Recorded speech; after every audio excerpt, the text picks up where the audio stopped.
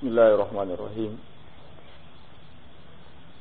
Alhamdulillah wassalatu wassalamu ala Rasulillah wa ala alihi wa sahbihi wa man walah. Wa ashhadu an la ilaha illallah wahdahu la syarika lah. Wa ashhadu anna Muhammadan abduhu wa rasuluh. Ya ayyuhalladzina amanu taqullaha haqqa tuqatih ولا تموتن إلا وأنتم مسلمون يا أيها الناس اتقوا ربكم الذي خلقكم من نفس واحدة وخلق منها زوجها وبث منهما رجالا كثيرا ونساء واتقوا الله الذي تسألون به والأرحام إن الله كان عليكم رقيبا يا أيها الذين آمنوا اتقوا الله وقولوا قولا سديدا يصلح لكم أعمالكم ويغفر لكم ذنوبكم ومن يطع الله ورسوله فقد فاز فوزا عظيما أما بعد فإن أصدق الحديث كلام الله وخير الهدي هدي محمد صلى الله عليه وعلى آله وسلم وشر الأمور محدثاتها فإن كل محدثة بدعة وكل بدعة ضلالة وكل ضلالة في النار. إخواني في الله أكرمني وأكرمكم الله جميعا. Seperti yang telah kita sampaikan, ada perubahan jadwal di mana biasanya tiap ba'da subuh kita mengkaji kitab Fathul Majid. Namun kemudian kajian tersebut dipindah selepas salat Asar, dan sebagai gantinya pagi hari ini adalah kajian yang biasa disampaikan ba'da Asar disampaikan sekarang, yaitu kitab Rawdatul Uqala wa Nuzhatul Fudala. Imam Ibn Hibban rahimahullah ta'ala setelah kemarin menyebutkan bab tentang hasad dan anjuran bagi setiap orang yang berakal menjauhi penyakit hasad, karena memang penyakit itu seperti yang dikatakan oleh beliau sendiri adalah da'un la syifa'alah, penyakit yang tidak ada obatnya. Hasad adalah merupakan jelek-jelek pakaian bagi seseorang, karena hasad akan melahirkan kepiluan dan hasad akan melahirkan kesedihan. Sedangkan definisi hasad itu sendiri adalah sebuah sebutan atau penamaan yang digunakan terhadap keinginan-keinginan agar kenikmatan yang ada pada diri orang lain itu hilang. Adapun kalau seseorang ketika melihat orang lain melakukan kebaikan, ketika melihat orang lain ada di atas kebaikan, kemudian ia berangan-angan agar mendapatkan taufik sepertinya dengan tanpa menghendaki kebaikan itu hilang dari saudaranya, maka yang demikian ini tidaklah dikatakan hasad yang tercela. Tidaklah dikatakan hasad yang tercela. Kemudian Ibn Hibban rahimahullah ta'ala pada bab yang baru mengatakan zikrul hassi ala mujanabatil ghadab wa karahiyah al-ajalah, anjuran untuk senantiasa menjauhi sikap marah atau pemarah dan tercelaknya sikap selalu tergesa-gesa.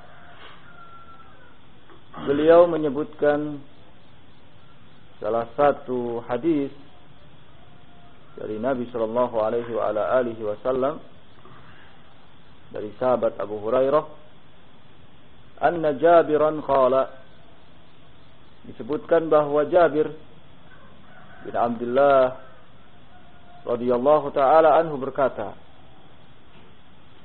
"Jaa rajulun ila an-nabiy sallallahu alaihi wa ala alihi wasallam faqala."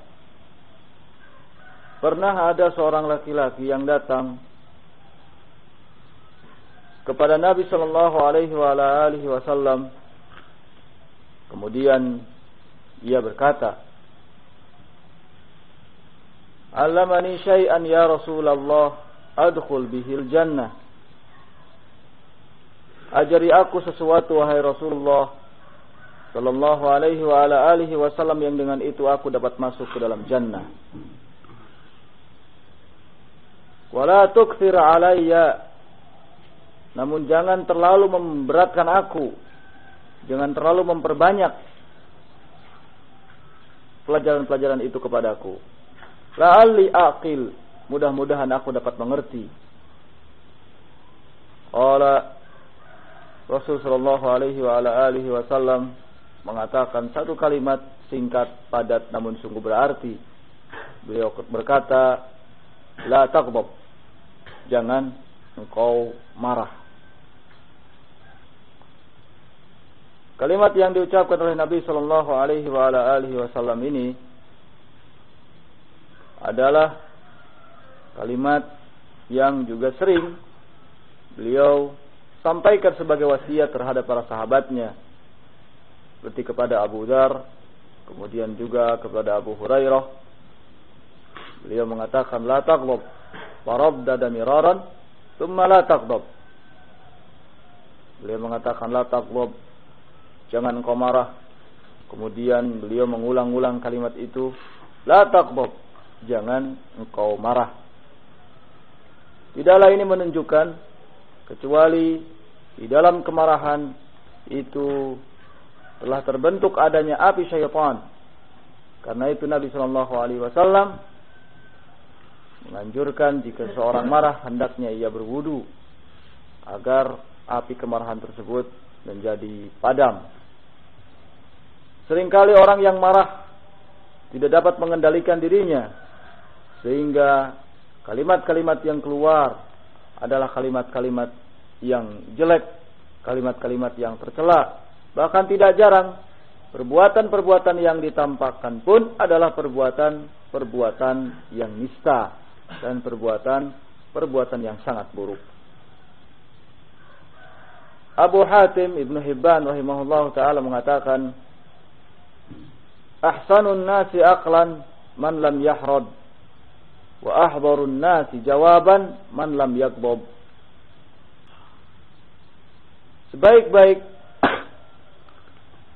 manusia atau manusia yang paling baik akalnya adalah mereka yang tidak pernah marah.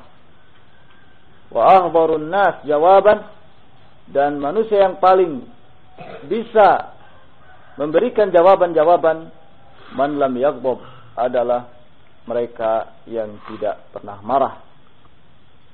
Karena sungguhnya kemarahan itu dapat membakar akal. Kemarahan itu dapat membakar akal, bahkan daya bakarnya lebih hebat daripada api yang mengenai kayu bakar yang kering.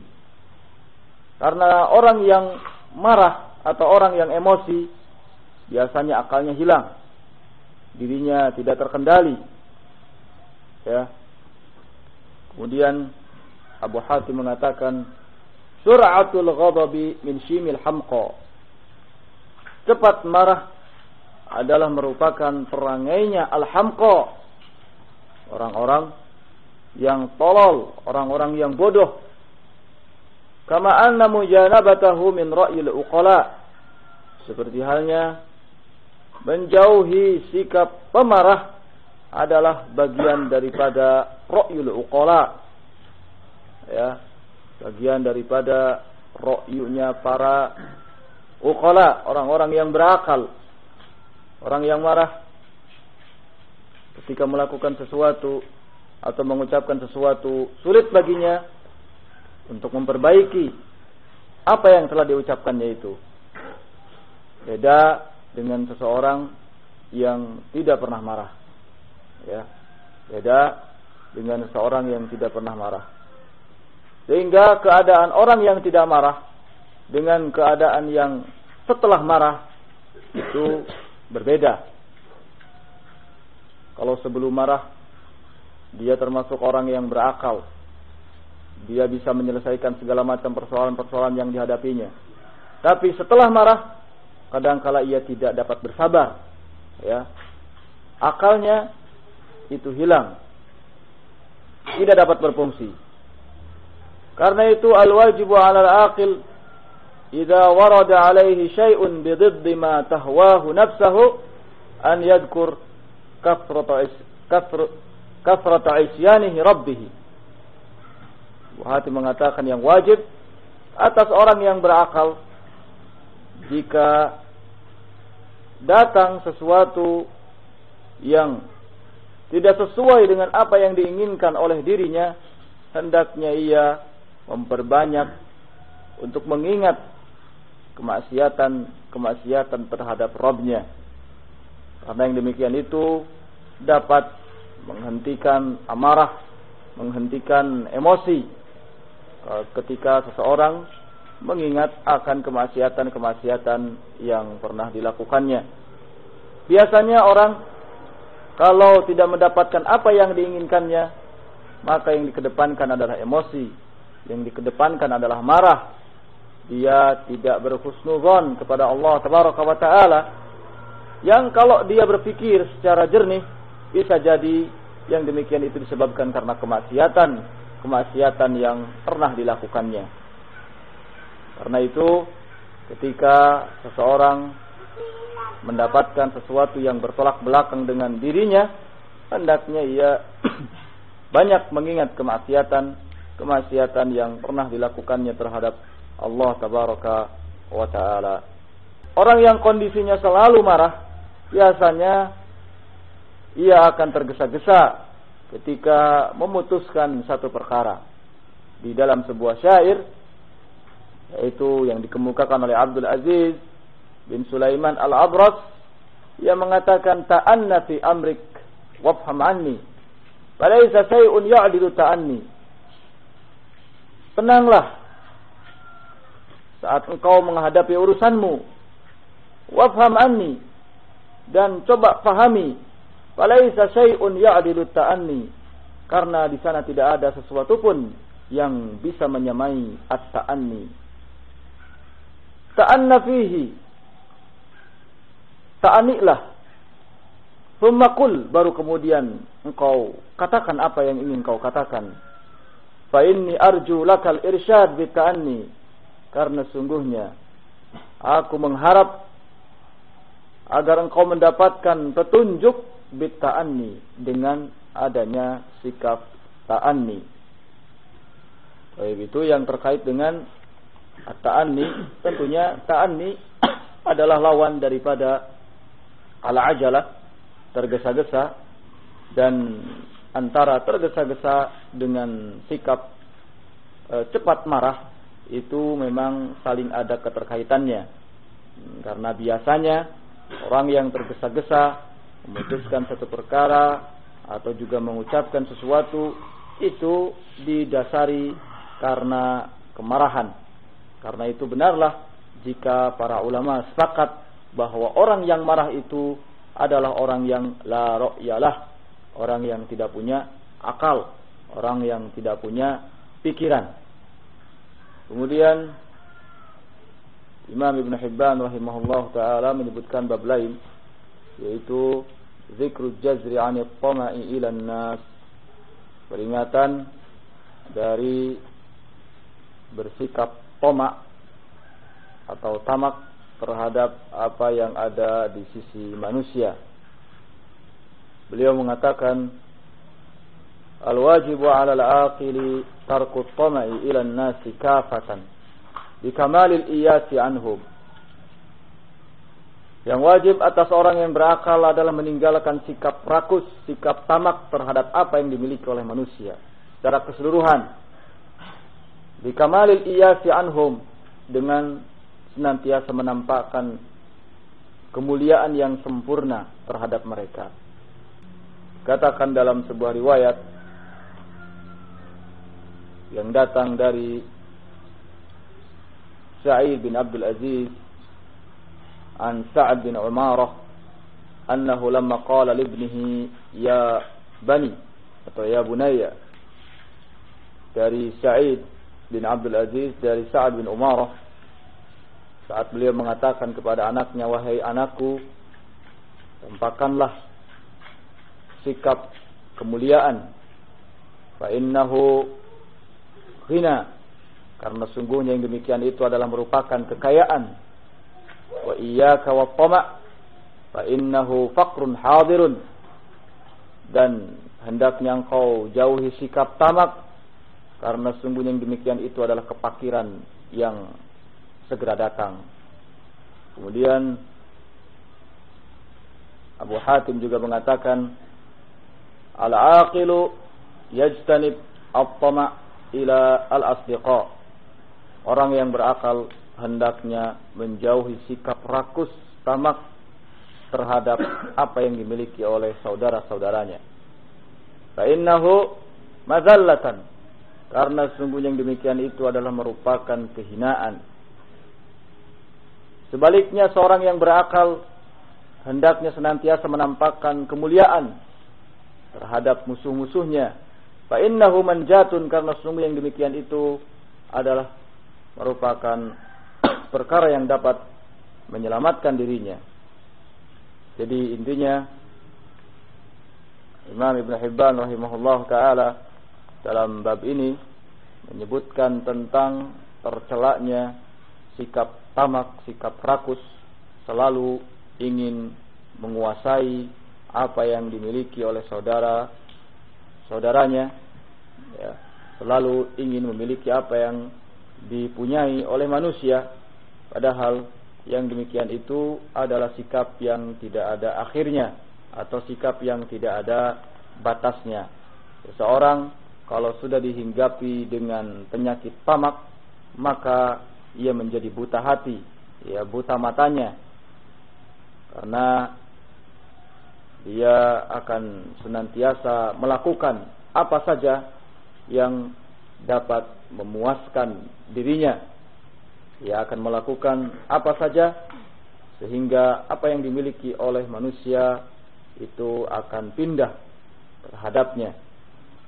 Seperti Abu Hatim rahimahullah juga mengatakan bahwa ketamakan ini adalah merupakan bagian daripada penyakit hati, karena dia tidak sadar akan keberadaan atau adanya ketetapan Allah tabaraka wa taala yang terjadi di tengah-tengah manusia, bahwa Allah tabaraka wa taala mengangkat siapa yang dikehendakinya, Allah tabaraka wa taala merendahkan siapa yang dikehendakinya, Allah tabaraka wa taala memuliakan siapa yang dikehendakinya, dan Allah tabaraka wa taala menghinakan siapa yang dikehendakinya.